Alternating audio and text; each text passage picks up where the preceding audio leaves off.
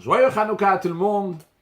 Depuis 1989, on Tafshin Nun, à la fête de Hanouka, le mouvement Chabad organise un satellite dans lequel on peut se retrouver avec plusieurs endroits qu'on allume les bougies de Hanouka et que tout le monde se réunisse ensemble. À Paris, puisqu'on parle de la France, donc Paris, sur la Russie à partir de 90, il y avait la Russie aussi, évidemment, notre terre sainte, Eretz Israël, et New York, et encore d'autres endroits dans le monde, Londres aussi, Hong Kong, dans lesquels on peut tous se rassembler ensemble et regarder l'allumage public, donc qui se fait dans différents endroits, tout le monde ensemble. Aujourd'hui, nous allons répéter un discours que le Rabbi a dit lors de ce satellite en 5752, en 1991, donc dans la synagogue du Rabbi à 770 Eastern Parkway, dans laquelle étaient réunis donc essentiellement des enfants à l'intérieur de la synagogue. Les gens pouvaient voir aussi de l'extérieur, mais essentiellement à l'intérieur, il y avait une réunion des enfants. Plusieurs fois dans l'année, le Rabbi disait un discours uniquement pour les enfants. Les enfants récitaient les Yud-Bet Sukkim, les 12 versets et paroles de nos sages que le Rabbi a choisis, qui sont fondamentales et essentielles. Donc les enfants apprennent et que les enfants récitent. Donc dans différents endroits du monde, tous les enfants, ils ont récité ça. Et c'était retransmis. Par exemple, il y a le pasouk, le premier verset, Torah Tziva Lanu Moshe Morasha Keilat Yaakov. La Torah que Moshe nous a enseigné, nous a ordonné, c'est un héritage pour la communauté de Yaakov. Donc un enfant, il dit Torah, tous les enfants, ils répètent Torah, Tziva, etc. Donc il peut y en avoir un donc en Eretz Israël, en Terre Sainte, un à New York, un à Paris, un à Londres, etc. Donc, que ce soit des garçons ou des filles, donc des enfants de Tzivot Hashem, de l'armée d'Hashem, comme ça le Rabbi appelait cette équipe entre guillemets d'enfants, tous les enfants, le Rabbi les appelait des Tzivot Hashem, qui rentrent dans cette armée de Dieu pour amener la venue de Mashiach. Donc évidemment, lorsque l'idée de Hanouka, c'est Pirsum Nissa, c'est diffuser le miracle, et comme on va le voir aujourd'hui dans la Sikha que le Rabbi nous dit, que en effet ce Pirsum Nissa, se diffuser le miracle, c'est pas seulement pour les juifs, c'est aussi pour les non-juifs, de voir de la lumière, et de partager de la lumière, et de partager de la justice, de la justesse dans le monde, et de la paix, et de l'union, que des bonnes choses dans le monde. Et justement, lorsqu'on fait ça avec un satellite, eh bien, ça fait que dans le monde entier, tous ensemble, on va pouvoir se retrouver, faire la même chose, comme le Rabbi va nous l'expliquer dans la sikha que nous allons voir. Le Rabbi nous dit que le premier verset de la Torah, c'est Bereshit bara Elokim et hashamayim et haaretz. Au commencement, Dieu créa le ciel et la terre. C'est ça que la Torah elle commence avec cela. C'est le premier des 10 paroles avec lesquelles Dieu il a créé le monde. Dieu a créé le monde avec 10 paroles. Il y a ce qu'on appelle le Ma'amar Klali, donc une parole qui est générale. La première parole qui est générale, c'est Bereshit bara Elokim. Au commencement, Dieu créa le ciel et la terre. Après, nous avons 9 Ma'amarot qui sont Pratiim, Ma'amar Prati, donc des paroles qui sont détaillées, commençant par le premier, ça c'est le deuxième, mais c'est le premier donc de ceux qui sont détaillés, Yehi Or, que ce soit la lumière, etc. La Torah elle commence avec quoi? Avec cet enseignement, avec cette annonce, avec le fait qu'un juif doit savoir que le ciel et la terre étaient créés par Dieu. Quand nous disons que le ciel et la terre étaient créés par Dieu, le ciel, ça veut dire même le Shmei HaShamayim, les cieux de ciel, les niveaux les plus hauts, tout a été créé par Dieu. De même qu'on dit la terre, donc la terre, c'est tous les coins de la terre, partout dans la terre, c'est tout qui a été créé par Dieu. Et quand on dit le ciel et la terre, c'est aussi l'armée du ciel, l'armée de la terre, que ce soit les étoiles, la lune, le soleil, etc. Que ce soit donc ce qu'il y a dans la terre, le minéral, le végétal, l'animal, l'être humain, tout ça, ça a été créé par Dieu. Et ça, c'est quelque chose de fondamental. La Torah, elle commence avec ça parce que ça doit bien être mis dans la tête, ancré dans la tête du juif, que, et d'ailleurs de tout le monde, le Rabbi dit ici, donc des juifs, non pas spécialement, en tout cas c'est un enseignement dans la vie, quelque chose de fondamental dans la vie du juif et du peuple juif, que tout a été créé par Dieu. Ça me semble logique aussi que c'est pour les nations du monde. Les rabbis continuent. Quelle est la raison? Quelle est la raison et quel est le but de la création? C'est Bereshit. Le commentaire de Rashi sur le premier verset explique que Bet Reshit, ça veut dire deux choses qui sont appelées Réchit, qui sont appelées le début. C'est la Torah et c'est le peuple juif qui sont appelés Réchit, qui veut dire le début. En d'autres mots, on est en train de te dire ici que Dieu il a créé le monde pour que chaque juif va se comporter d'après les enseignements de la Torah, même lorsque le juif est dans le monde, dans les sujets du monde, là-bas aussi il va se comporter comme le sujet de la Torah.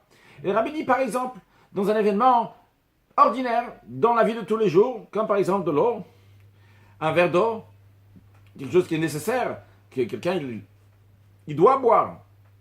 Chacun doit boire. Et avant de boire de l'eau, chacun, même un petit enfant, il fait la bénédiction. Qu'est-ce qu'il dit? Il dit Shehakol Niya Bidvaro, que tout a été créé par la parole de Dieu. Quand l'enfant il dit Shehakol Niya Bidvaro, quand l'adulte il dit Shehakol Niya Bidvaro, que tout a été créé par la parole de Dieu, il ne s'agit pas ici seulement de ce verre d'eau, de la gorgée qu'il va prendre. Il s'agit ici qu'il est en train de remercier Hachem sur toute la création du ciel et de la terre. Shehakol Niya Bidvaro, que tout a été créé par la parole de Dieu. Quand on dit tout, on parle donc du monde entier. D'ailleurs, c'est la même chose aussi. Lorsqu'il s'agit donc d'autres choses, comme par exemple, on prend du pain, on dit Amotzilech Aminaretz, que Dieu fait sortir du pain de la terre. Donc toutes ces choses-là, on remercie Hachem, on proclame que Dieu, c'est le Dieu de tout l'univers, et tout a été créé par la parole de Dieu. On est conscient que que le monde a été créé avec les 10 paroles d'Hachem. Et ça, le fait que le juif il est conscient de ça, que chaque chose dans le monde a été créée par Dieu, eh bien, ça influence que chaque chose dans la vie qu'on va faire, ça va être fait en fonction de ce que Dieu veut. On va se demander qu'est-ce que Dieu veut que je fasse maintenant. Ça, ce que Dieu veut faire, eh bien, je vais le faire. Et Rabbi rajoute, il dit, votre vegamzeika, c'est encore un point essentiel, c'est dévoiler dans le monde ce que la Torah, elle dit, Bereshit bara Elokim. C'est le dévoiler dans le monde, comment c'est Dieu qui a créé le monde. Quand on dit le Shehakol Niya Bidvaro, par exemple, quand on dit cette bénédiction sur un verre d'eau, eh bien, par cela, ça se dévoile l'honneur d'Akadosh Baruch Hu dans le monde. Et cette idée-là, on la retrouve dans le premier Mahamar Prati des 10 Mahamarot. Dans le premier détaillé, nous avons dit tout à l'heure la première parole de Dieu qui est détaillée, pas celle qui est générale, donc de Bereshit, qui au commencement de Dieu créa tout le ciel et la terre, mais dans le détail, la première on a essayé Hiyor, que ce soit la lumière. Vaïkra Elokim la Or Yom, Dieu il a appelé le Or, la lumière, il a appelé jour. Donc dans le Or, c'est quoi l'idée de Or? C'est dévoiler quelque chose. Donc il y a la chose, elle est déjà là, il faut dévoiler dans le monde comme un Kadosh Baruch Hu, c'est lui qui a créé ce monde-là. Et donc, si c'est Dieu qui a créé ce monde-là, le monde se comporte comme la volonté de Dieu. Et par cela, Dieu y rajoute aussi dans l'existence de ce monde, dans la vitalité qu'il y a dans ce monde. Ça va être un monde qui est rempli de lumière, de bien, de vraie paix. À l'Irtekevert, le Rebbe dit, un monde qui est éclairé matériellement et spirituellement. Le Rabbi explique dans la note 16, c'est quoi que c'est la notion de matériellement, il va être bien éclairé. Le Rabbi dit, par exemple dans la Parnassa, dans sa subsistance, la subsistance vient facilement, sans souci, sans difficulté. On s'en occupe uniquement pour des choses qui sont bonnes, qui sont en bonne santé, un corps qui est en bonne santé, une neshama, une âme qui est en bonne santé, sans avoir besoin de quoi guérir, de quoi guérir, sans avoir besoin d'acheter des médicaments, chas shalom. C'est pas l'expression exacte, mais il y a des refoues dans le sujet, chez les médecins, etc.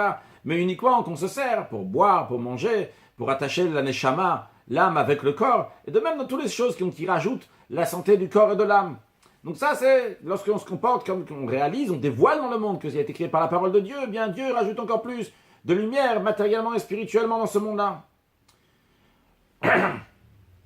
Cette notion qu'un juif, par son comportement, qu'il se comporte d'après ce que la Torah dit, il éclaire le monde, il fait or, il amène la lumière dans le monde, ça s'exprime particulièrement dans l'action et dans la mitzvah, lorsqu'un juif il allume une bougie. Déjà, du fait d'allumer une bougie, tout simplement, quand on allume une bougie, ça amène de la lumière. Dégage, dans ce monde-là matériel, ça amène de la lumière. Avant, ce n'était pas éclairé, maintenant, ça va s'éclairer. Et on retrouve cette action-là aussi bien dans les bougies de Shabbat que les femmes et les filles allument le vendredi soir, et aussi bien dans les bougies de Hanouka. Mais de ça, on apprend aussi pour tous les sujets. Mais dans tous les sujets de Torah ou mitzvot, comme il y a écrit, le roi Shlomo dit dans Mishle, Ner mitzvah ve Torah, que la lampe, c'est comparé à la mitzvah, donc la mitzvah, le commandement, c'est comme une ner, c'est comme une lampe, ve Torah, la Torah, or, c'est de la lumière. Alors voyons, première étape, le Rabbi nous dit c'est quoi la particularité des bougies de Shabbat, puis après on va voir encore une plus grande particularité en ce qui concerne les bougies de Hanouka. Le sens d'allumer les bougies de Shabbat, d'ailleurs, quand on allume les bougies de Shabbat, c'est vrai qu'on allume le vendredi soir les bougies de Shabbat. Mais les bougies de Shabbat ont une influence de vendredi soir jusqu'à vendredi soir. C'est-à-dire c'est une influence pour tous les jours de la semaine. D'ailleurs, on le retrouve, c'était concrètement comme ça chez les matriarches.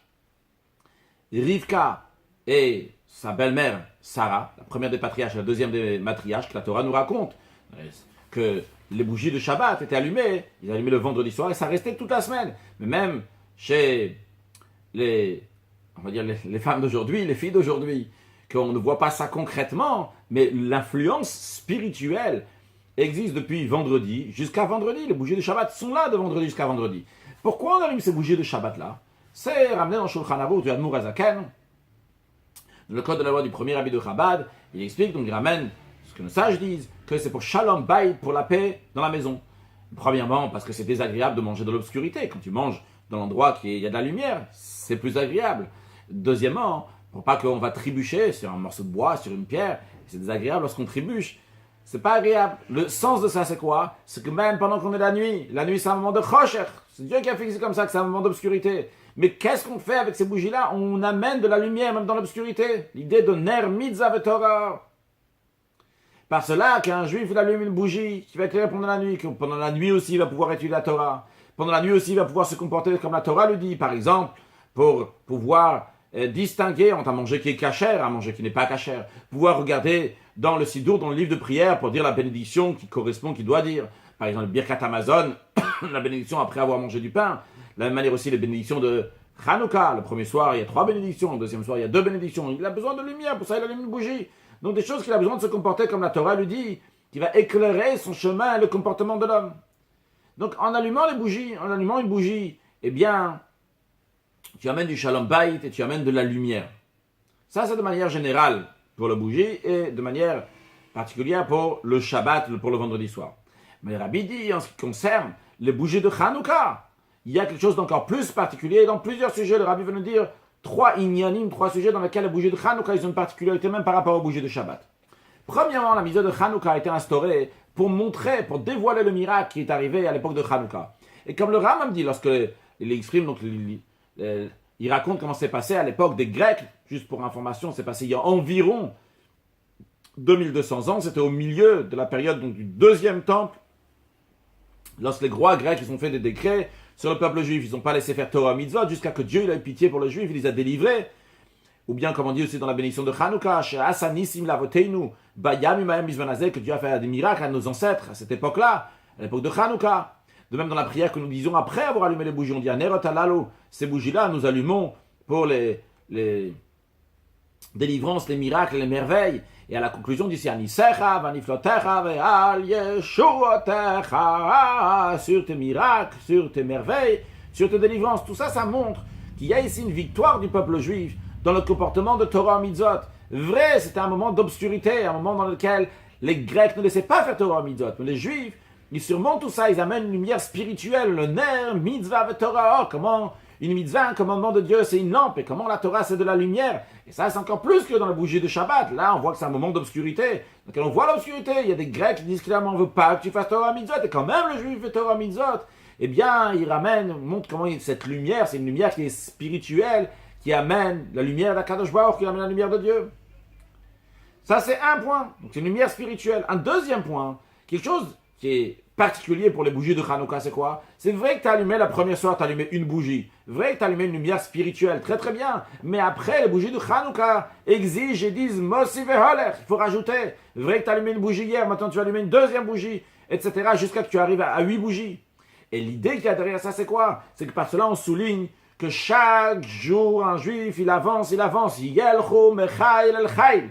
Il va de force en force dans le ner, mitzvah, ve'torah or, dans le commandement de Dieu, dans la Torah, qui ramène de la lumière, pendant 7 jours consécutifs, il rajoute encore. Quand il rajoute pendant 7 jours, parce que le premier jour, c'est tout simplement de la lumière, et après, il y a 7 jours dans lesquels il rajoute à partir de la deuxième nuit. Le deuxième soir, on rajoute, le troisième encore, on rajoute, jusqu'à qu'on arrive à 8. Donc la première, c'est la base, il y a la lumière, après on rajoute encore 7 fois, 7 jours. Ah, alors qu'est-ce qui se passe après 7 jours, c'est fini? Non, le rabbi explique qu'une fois qu'on a fait 7 jours, ça représente tout le temps, parce qu'un cycle de temps, c'est 7 jours. Les semaines sont 7 jours. Quand on arrive le dimanche, on recommence à nouveau la semaine. C'est la raison pour laquelle, lorsqu'on a fini une fois de rajouter de la lumière pendant 7 jours, on a pris tout le temps, donc tout le temps qui représente 7 jours, donc toute la semaine, on a fait un rajout de lumière. Et bien après, ça va continuer pendant toute l'année, pour toutes les semaines à venir, qu'il y aura constamment cette idée de rajouter de la lumière chaque semaine, ner mitzvah, Torah, de rajouter la lumière à travers les commandements de Dieu, à travers la Torah. Donc ça, c'est le deuxième point qui est particulier dans Hanouka, que Mossi ve'holech, on rajoute constamment de la lumière. Troisième chose, et c'est une troisième chose, ve'od ve'ikar, le rabbi dit, c'est une troisième chose, mais une chose qui est essentielle. Les bougies de Hanouka ont en particularité que mitzvah lehanicha al petach beito mi bachutz. Nos sages disent, la mitzvah de Hanouka, comment on fait le commandement? C'est l'allumer on la pose sur la porte de la maison à l'extérieur. Donc, petar beto, c'est la porte de la maison. Bachut, c'est à l'extérieur. Donc, pourquoi on fait ça? Pour pirsoumenissa, pour diffuser le miracle dans le domaine public. Dans le domaine public se trouvent même des non-juifs. Ils voient les bougies de Hanouka. Par cela, ça souligne encore plus comment ner mitzvah Torah, comment un juif, donc il allume, il éclaire même l'extérieur de la maison des juifs, le reshut arabim. Et par cela, ça se rajoute aussi de la lumière spirituelle, ça se rajoute du bien, ça se rajoute du droit, de la justesse, même chez les nations du monde qui sont autour de lui. Et par cela, dans le monde entier, il y a de la lumière qui se rajoute. Donc c'est bien souligné ici, le rabbi ne souligne pas, mais en tout cas l'idée qui en ressort d'ici, c'est lorsqu'un juif il allume une bougie de Hanouka, il allume à l'extérieur aussi, ça se rajoute aussi du bien, du spirituel, pas seulement chez le juif, chez les nations du monde aussi. C'est quoi cette lumière spirituelle, le rabbi nous dit? C'est Tov, Tzedek Veyosher. C'est du bien, de la justice et des choses de droit, et par cela dans le monde entier. Bien, donc là nous avons vu donc, la particularité de la lumière en général, et particulièrement de Hanouka, et de manière particulière de Shabbat, et encore plus particulière celle de Hanouka. Ça c'est de manière générale. Le rabbi continue sur un deuxième point. En plus de ça, cette année, à ce moment-là, au moment où on allume les bougies de Hanouka, c'est pas juste un allumage ordinaire, c'est un allumage. Donc maintenant, comme le rabbi dit dernièrement, dans les dernières années, que la coutume elle est de faire aussi avec un satellite. Le fait de faire avec un satellite, le rabbi dit, ça rajoute encore plus dans le pirsoumenissa, dans la diffusion du miracle, mais de manière mondiale, du monde entier. Et tout d'abord, le rabbi fait clair à quoi sert toute cette nouvelle technologie, comme les satellites, etc. Le rabbi dit, il y a écrit que tout ce que Dieu a créé dans son monde, il a créé uniquement pour son honneur. Le rabbi, on comprend donc qu'il en est de même aussi pour tous les développements scientifiques qui sont dévoilés dans les dernières années, que leur but c'est quoi? C'est pour ajouter dans l'honneur d'Akadosh Baruch Hu de Dieu, par cela qu'on les utilise pour le sujet de Gdusha, de Torah Mitzvot. Et de la même manière, en ce qui nous concerne, donc par le satellite est là pour l'honneur d'Akadosh Baruch Hu. En quoi se dévoile l'honneur d'Akadosh Baruch Hu de Dieu à travers ça? Parce que par cela, on voit l'allumage des bougies de Hanouka dans le monde entier, au même instant. Et non seulement ça, que chacun qui veut, il peut, le rabbi, à travers une machine, pas donc la télévision, que ce soit la manière, donc à travers, qui veut voir ça, dans le monde entier, même un non-juif, il peut voir ça aussi. L'allumage des bougies de Hanouka. Le rabbi dit dans le Pirsoumenissa, dans le dévoilement du miracle, il y a dans ça, il y a plusieurs choses, il y a plusieurs détails. Le rabbi va nous dire 3 détails. Premièrement, une chose à en tirer pour chacun individuellement. Un message extraordinaire, le rabbi nous dit. Chaque juif doit savoir, même un petit enfant, il n'est pas encore comme un grand, il n'est pas fort, etc. Il doit savoir qu'il peut faire une action qui va illuminer le monde entier. Le rabbi dit, comme on vient de voir maintenant, qu'un juif, un adulte ou un petit enfant, il allume une bougie, et à cet instant même, on voit la lumière dans le monde entier. Donc le rabbi nous dit, sache que ta lumière que tu allumes, c'est pas une lumière que tu allumes juste ici. La bonne action que tu es en train de faire, c'est pas juste l'action que tu es en train de faire ici. Tu es en train d'influencer le monde entier. Tu vois pas, le satellite te montre que ce que tu fais, ça a une influence sur le monde entier. Ça, c'est un point. Un deuxième point, le rabbi nous dit en ce qui concerne le peuple juif. Le peuple juif sont éparpillés parmi toutes les nations, dans tous les coins de la terre. Mais ils sont un seul peuple, qui sont liés avec Hashem Echad, avec un Dieu qui est unique, avec Torah Achat, avec une seule Torah, comme on a vu maintenant, en allumant les bougies de Hanouka dans différents endroits du monde, et de manière que tout le monde s'est réuni ensemble, et ils ont vu l'allumage des bougies qui sont chez les autres. Donc il y a une union du peuple juif qui se fait ici par le satellite, qui ramène encore plus l'honneur de Dieu, quand on voit cette union qu'il y a entre les juifs. Un troisième point, le rabbi nous dit, par cela, ça se fait aussi un pirsoumenissa, un dévoilement du miracle, pas seulement chez les juifs, mais aussi chez les nations du monde, que eux aussi voient l'influence du peuple juif, que ce soit donc l'individuel, comme on a dit, chaque individu qui allume sa bougie, qui éclaire le monde entier, les nations aussi peuvent le voir, ou bien que ça soit aussi par la plus forte raison, comme ils voient comment les juifs se réunissent ensemble, et bien par cela, ça rajoute encore plus de lumière dans le monde, comme on dévoile l'honneur d'Akadosh Baruch Hu dans le monde, que par cela, le monde devient un monde qui est lumineux, avec une vraie lumière, qui devient un monde dans lequel il y a de la justice, on est droit, il y a de la paix dans le monde entier. Cet événement, il a aussi un enseignement dans la vie concrète, dans ce qu'on a dit au début, Bereshit bara Elokim et hashamayim et haaretz, la conscience qu'un juif doit avoir que Dieu l'a créé, le ciel et la terre, qui a été créé, le monde entier a été créé pour le peuple juif et pour la Torah. Un juif peut penser que quand il fait une action dans un endroit, dans son entourage, il a le Petach Beton Bachout, il est juste, ce qu'on appelle dans ces 4 coudées, juste il est à côté de chez lui. Il peut penser que c'est juste dans une partie de la terre qu'il est en train de faire ça, juste à cet endroit-là, il a allumé des bougies de Hanouka. Mais sûrement pas dans un endroit lointain, qu'il y a des milliers de kilomètres qui séparent, et à plus forte raison, il n'a pas de contact avec le ciel qui est très très haut. Eh bien, pour faire comprendre aux juifs, et qui va comprendre ça, qu'il a une influence sur toute la terre, il a une influence même sur le ciel. Dieu, il a voulu, il a dévoilé donc des choses extraordinaires qu'il a fait dans la nature. Que oui, un juif, il a la possibilité d'influencer le ciel et la terre, et il peut le voir. Comment? À travers le satellite. Qu'est-ce qu'il y a le satellite? Le satellite, il se trouve dans l'espace. Et qu'est-ce qu'il fait donc, ce satellite-là? Il va rattacher donc un côté du monde avec l'autre côté du monde, tel endroit, avec un autre endroit. Il reçoit donc les ordres qu'on lui donne le satellite pour les faire passer d'un endroit à l'autre. Alors tu peux même en restant chez toi à la maison, mais par cela, tu te rattaches avec un être humain qui est à l'autre bout du monde. Le parler, le voir, le dire que tu vas l'aider dans ce qu'il a besoin, ou bien lui donner un conseil, etc. Et le rabbi dit, comme on voit concrètement ce qu'on est en train de faire là maintenant, qu'ici, là, on se trouve à New York, et on voit et on parle. Donc à travers le satellite, on peut parler, on peut se connecter avec des juifs qui se trouvent dans différents endroits dans le monde. Le rabbi cite Eretz Israël, la terre d'Israël, Moscou, Paris, le rabbi Japon, il parle du Hong Kong, a priori, et l'Inde, je me dis en français Calcutta, c'est l'endroit donc en Inde, une grande ville en Inde, en Australie, etc. On peut parler donc des sujets du judaïsme, de Torah, de mitzvot, et on éveille tout le monde de rajouter dans der mitzvah et Torah, dans la Torah et les mitzvot, commençant par la mitzvah, un commandement fondamental de ve'ahavta l'ereacha kamocha, aimer son prochain comme soi-même. Comment on fait ça? En donnant de la charité, que ce soit donc les besoins matériels, qu'il a besoin du pain, de l'eau, que ce soit les besoins spirituels, en diffusant la Torah, particulièrement les choses qui sont de l'actualité, donc les besoins de Hanouka, les besoins de Hanoukia par exemple, on doit apprendre les lois de Hanouka, que par cela, ça s'ajoute aussi dans les choses matérielles, parce que spirituel et matériel sont liés, par cela, ça s'ajoute aussi dans les choses matérielles, le rabbi nous dit, dans la santé, dans sa subsistance, etc. Une vie d'un juif qui est en bonne santé éclairée. Encore plus que ça, le rabbi nous dit. Pas seulement que tu peux dire à l'autre que tu vas l'aider, pas seulement que tu vas dire à l'autre que tu donnes un conseil, mais grâce à ça, grâce à un satellite, tu peux donner une aide concrète à l'instant même. Pas que tu dis, bon, après, plus tard, tu vas recevoir quelque chose, je vais te dire, etc.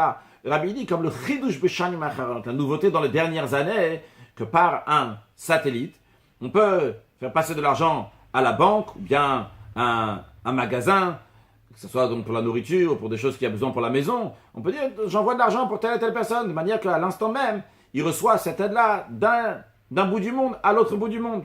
C'était en 1991. C'était pas, aujourd'hui, ça a l'air évident. En 1991, c'était peut-être moins fréquent. Aujourd'hui, tu peux acheter tout sur Internet. Le rabbi dit, ça, ces choses-là que tu peux acheter, envoyer à l'un, à l'autre, etc. Tout de suite, à l'instant même, tu es en train de faire quelque chose de bien grâce à cette technologie. Le rabbi dit, ça, c'est aussi une des buts essentiels du satellite. Que par cela, ça va se rajouter dans l'union du monde entier, de toute l'humanité. En autre mot, traduire ça, le rabbi dit, les réseaux sociaux, à quoi ils servent? C'est pour unir le monde. Pour aider, que l'un va aider l'autre, même qu'on se trouve loin de l'un de l'autre, que ça soit matériellement, que ça soit une aide spirituelle, rajoutée dans la justice, dans du bien, dans la paix, dans l'union dans le monde. Donc si on se demande à quoi servent les réseaux sociaux, eh bien la réponse, elle est claire. Elle sert à s'unir, à faire encore de meilleures choses. Je fais une parenthèse, le rabbi ne parle pas de ça ici, mais ailleurs le rabbi parle de ça. Comme tout dans le monde, on peut aussi bien s'en servir pour le bien et pour le contraire du bien. Un couteau, ça peut être dans la cuisine pour couper de la viande, et Dieu en préserve pour faire quelque chose qui est mauvais. Et ça, chacun décide qu'est-ce qu'on peut faire avec ça. Dieu, il a créé des choses, un monde qui est un paradis. Et de plus en plus que la technologie avance, elle est là pour dévoiler l'honneur d'Akadosh Baruch Hu, l'honneur de Dieu dans le monde, qu'on puisse faire encore un meilleur monde, encore plus de bonté, encore plus de charité, encore plus de bienfaisance, encore plus de gratitude envers les autres, etc., etc., que des choses qui sont positives. À travers ça, c'est ça que servent les réseaux sociaux. Rabbi dit tout ça, c'est lié particulièrement à notre période. Parce que notre période, il y a la tikva, le Rabbi dit, l'espoir, le animamin, la foi que nous avons, que Mashiach va venir chaque jour, elle est encore plus. Et jusqu'à qu'on va voir concrètement la délivrance totale par Mashiach Tzidkenu, que le monde, il va être éclairé entièrement avec la vraie lumière, le dévoilement d'Akadosh Baruch Hu totalement. Et le Rabbi dit, dans ces jours-ci, de plus en plus qu'on rajoute dans les sujets de Torah et de mitzvot, eh bien, et particulièrement en allumant les bougies de Hanouka, et particulièrement Pirsum Nitza de propager dans le monde entier, par cela on en presse encore plus concrètement la délivrance. D'ailleurs, les jours de Hanouka sont liés particulièrement à la délivrance totale, parce que le fait d'allumer les bougies de Hanouka, c'est pourquoi? S'en souvenir du miracle de l'huile qui s'est passée dans le temple. Il y avait une fiole d'huile qui était suffisante pour remplir donc les 7 branches du candélabre et qui devait durer uniquement pendant un jour. Concrètement, ça a duré pendant 8 jours, d'où on allume les 8 bougies de Hanouka en souvenir d'une fiole d'huile d'olive qui est restée allumée 8 jours dans le temple. D'ailleurs, comment on va faire, le Rabbi dit comment on va faire dans la prière de Harvit, dans la prière du soir. On va faire à nouveau donc la prière de Ve'alanissim dans laquelle on dit qu'ils ont allumé des bougies dans dans les cours de ton temple. C'est-à-dire on a allumé dans le temple, on a allumé à nouveau, après qu'on a chassé les Grecs, on a à nouveau allumé le candélabre. Donc, ici, on va à nouveau reconstruire, c'est lié donc l'allumage des bougies de Hanouka, c'est lié avec le Beth Aminesh, le temple, qu'elle était rééduquée par les Hashmonaïm, donc c'est les Juifs qui étaient à l'époque, et ça c'est une préparation pour la construction du 3e temple dans la délivrance, parce que Mashiach va venir.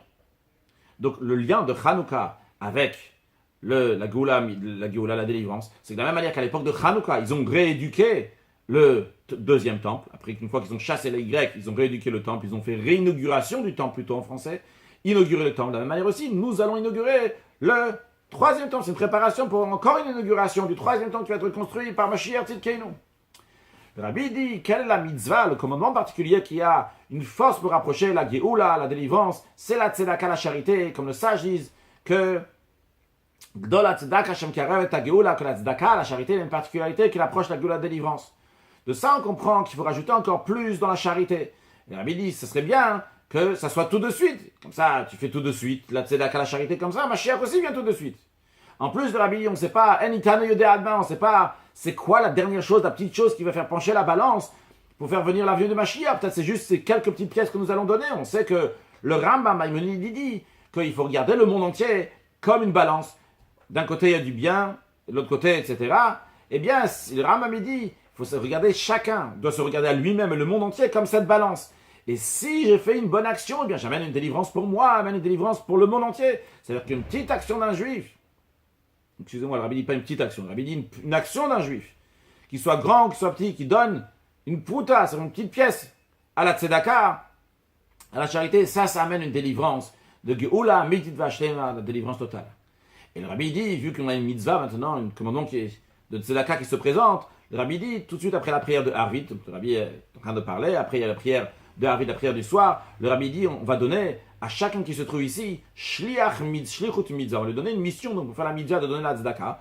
Le Rabbi dit, je vais donner à tout le monde donc $1 et aussi donc une pièce parce que Chanukah Gel, qui a la coutume pendant Chanukah de donner de l'argent de Chanukah. A priori, comme je le comprends d'ici, le Rabbi insiste que le Chanukah Gel soit fait avec des pièces. C'est la raison pour laquelle il a donné une pièce pour l'argent de Chanukah et $1 pour mettre à la tzedaka. Le Rabbi dit donc pour mettre à la tzedaka pour quelque chose de bien ou bien pour une bonne institution. Le Rabbi dit que Dieu fasse que juste la résolution, avant même qu'on donne, le fait même qu'on a pris la résolution de donner la tzedaka, et de la même manière aussi dans tous les endroits du monde qui sont en train de nous écouter actuellement, eh bien, ça va faire pencher la balance et ça va amener la Géoula, Mitit Vashlem, la délivrance totale, avant même la prière de Harvit. Le Rabbi dit, à ce moment-là, on va continuer notre Ardout, notre réunion, notre réunion tous ensemble, avec tous les Juifs qui sont en train de nous écouter partout dans le monde, avec tous les Juifs du monde, les jeunes, Binarenu, Biskenenu, les jeunes, les vieux, nos garçons, nos filles, dans tous les endroits où ils se trouvent, on va continuer au Beth Amikdash Hashit, dans le 3e temps, puisque à l'instant même, on va venir en Eretz Israël, avec Imanan et Shmai, avec les nuages du ciel qui vont nous amener en Terre Sainte, au Yerushalayim, Irakodesh, à Jérusalem, au Harakodesh, au Beth Amikdash Hashlish, au 3e temple.